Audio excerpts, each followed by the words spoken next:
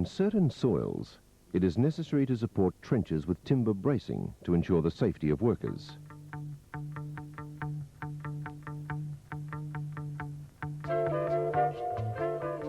In soils which are non-cohesive, such as sand, a heavily timbered trench known as a close timber shore trench is required. When soils have more support, such as in stiff clays, a quicker and more simple timbering known as soldier sets will do. First, let's concentrate on the close timber shore trench.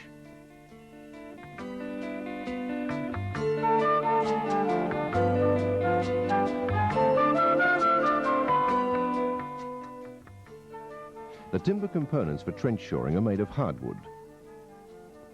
Specifications for the dimensions of the timber are set out in Unit 2, Part 4.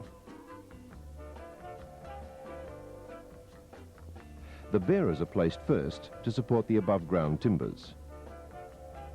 Wailings support the trench lengthways, and toms support the trench across its width. 2 wailings and 2 toms make up a set. As the trench gets deeper, further sets are added, beginning with the top set, first set, second set, and so on. The travelling set remains on the floor of the trench throughout the entire excavation. Toms are fitted with a piece of timber called a cap. The cap is pre-nailed onto the tom to keep the tom in position. Blocks known as cleats are fixed onto the wailing using 2 duplex nails. The cleats press against the tom to prevent any external pressure pushing the toms along the wailings. The frame and stage are placed on the bearers, providing a walkway around the outside surface of the trench. This also acts as a guide for inserting the vertical sheeting, which forms the timbered wall of the trench. Wedges are cut into the base of the sheeting, which allows it to lodge into the soil easily. Steel hangers offer additional support for each set by bracing the wailings. You will be working in pairs when installing your close timber shore trench, with one partner working from inside the trench and the other working from the surface of the trench. Begin by setting out the location and size of the trench by placing wailings and toms in a set formation.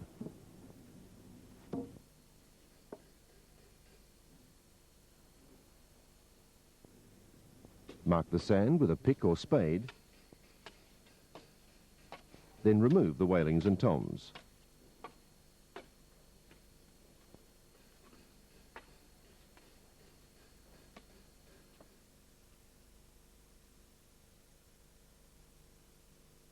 Next, position the bearers at 90 degrees to the length of the trench,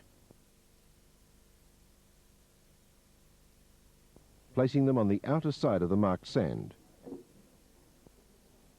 and check with the spirit level. It may be necessary to level the ground first.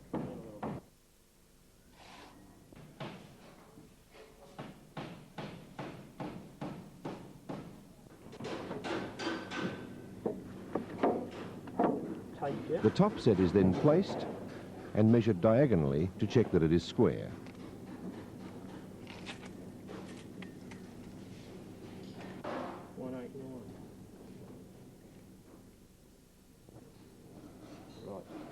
Notice that the bearers extend 1 metre beyond the sides of the trench.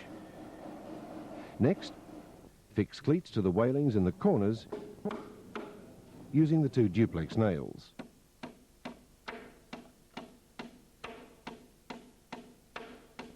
Now position the frame on the bearers next to the wailings.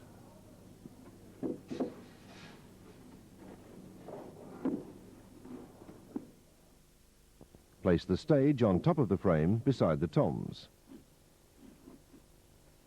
Allow a 50mm clearance between the frame and stage and the trench for the sheeting to be inserted. A piece of sheeting may be used as a spacer for the 50mm clearance. Secure the frame and stage with nails.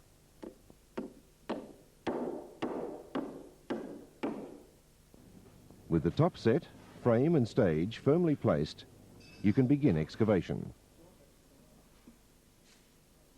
Dig to a depth of 600 millimetres.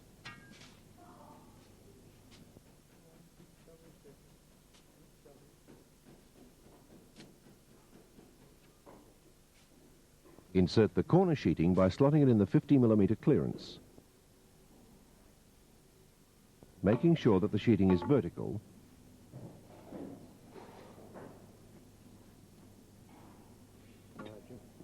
and that the wedges are facing the inside of the trench.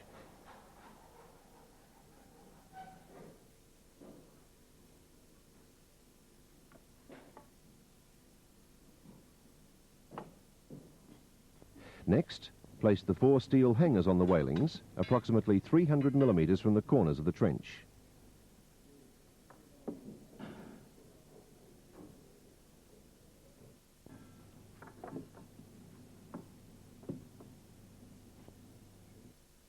Position remaining sheeting, making sure the sheets are vertical.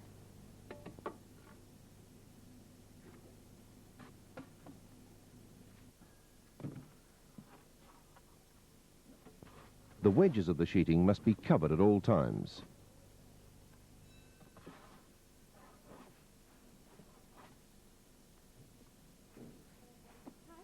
Push the sheeting down evenly all around the trench.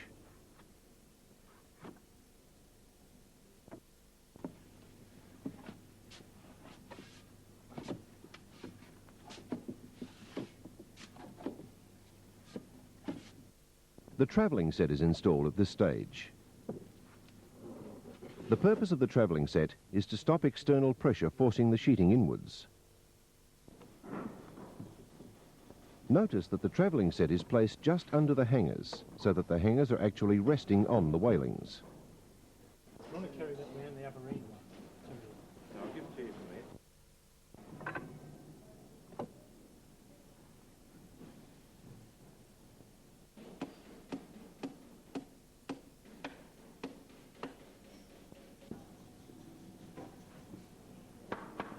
It is a good idea at this point to check for any cave-ins under the frame and stage, and backfill these if necessary. You can now excavate to the next level in preparation for your first set. First, dig the corners down to approximately 1 metre. Notice the digging under the travelling set. Push the sheeting down as the excavation continues. Dig out the sides while pushing the side sheeting down.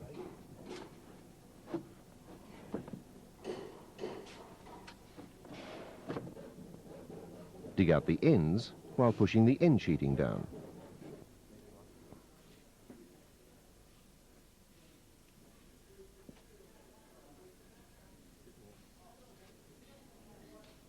By now, all the sheeting should be even.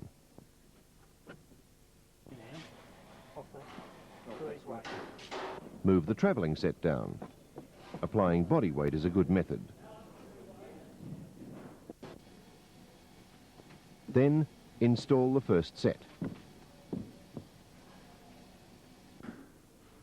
Place the wailings on the hangers.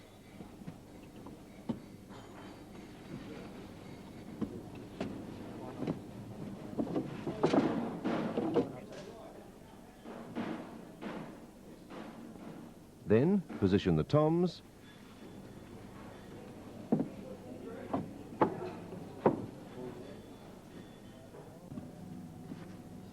and fix the cleats.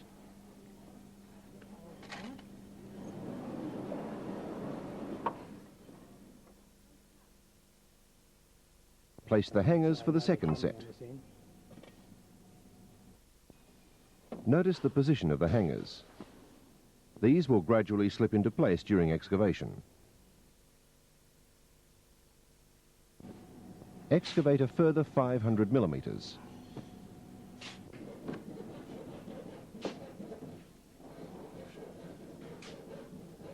Continue excavation until the sheeting is 150 millimetres above the frame and stage. Push down the travelling set. Install the second set.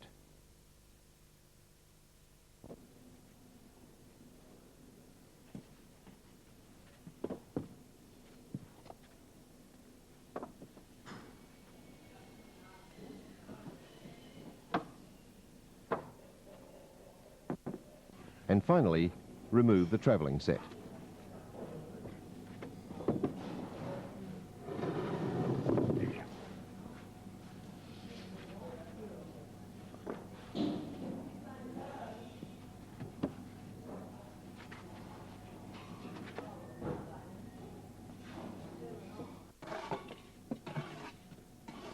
Finish off by grading or levelling the floor of the trench.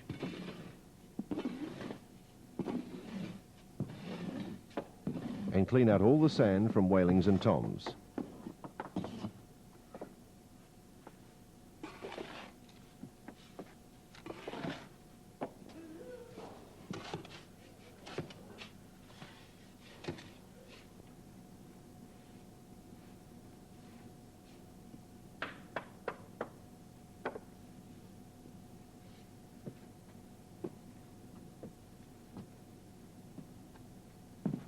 There should be enough space between the floor of the trench and the bottom set for a pipe.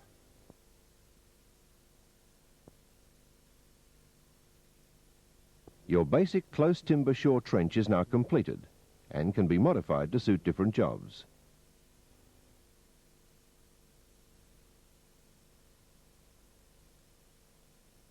A more common method of trench support is the soldier set, which, as mentioned earlier, is installed in stiff clays. At this college, we don't have the opportunity to work in clay, so you'll be asked to do something you would never do out in the field, and that is to install the soldier sets inside your close timber trench. In other words, the timbered trench is a substitute for a clay trench, for the purposes of teaching only.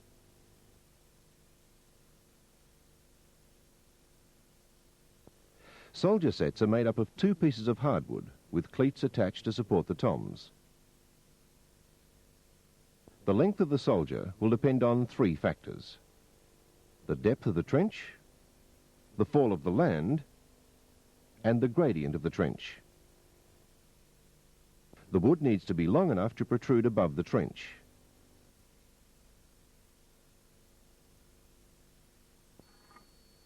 To prepare the soldier sets, first measure and cut the required number of toms and cleats.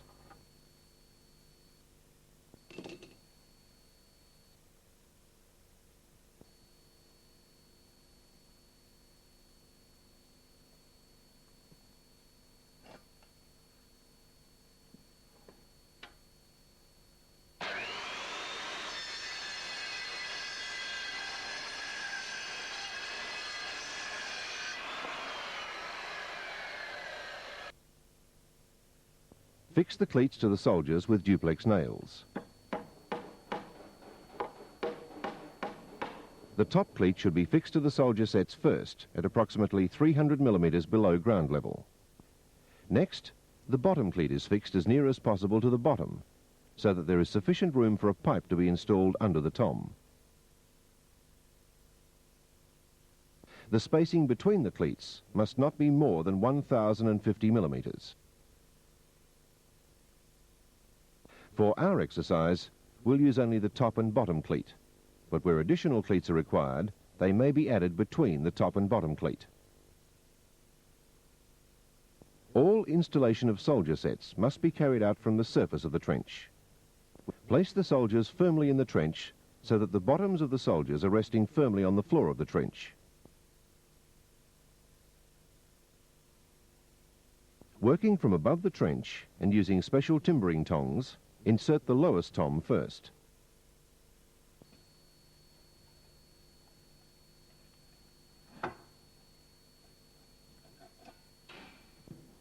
Insert each successive tom working towards the top of the trench.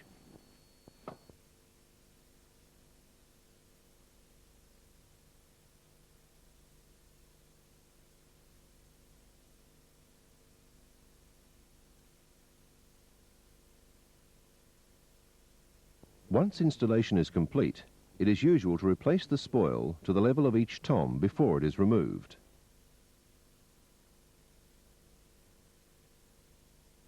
However, in your simulated situation, you will simply remove the toms starting from the lowest and working up.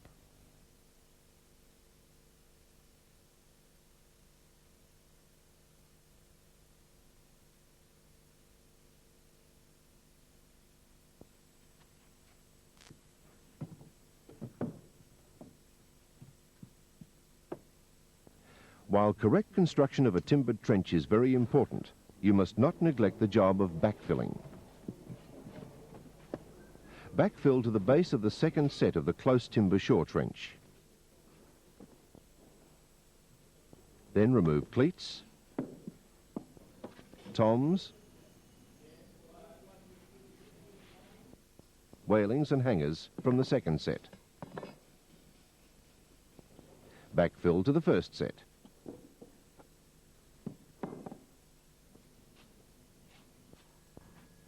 Then remove the first set.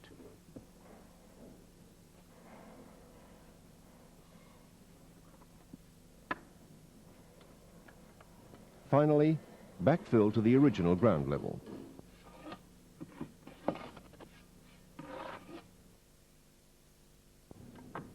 Remove the top set.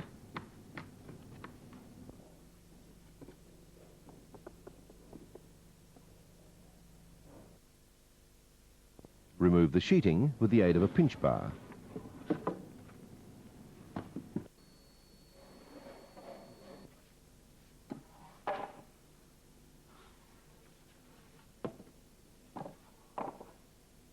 Remove the frame and stage.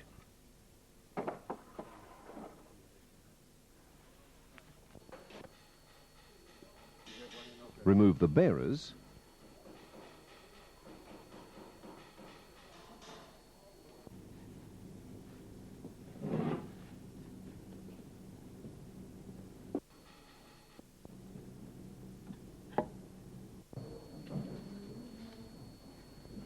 Finish with the work area raked smooth and all tools returned to the store.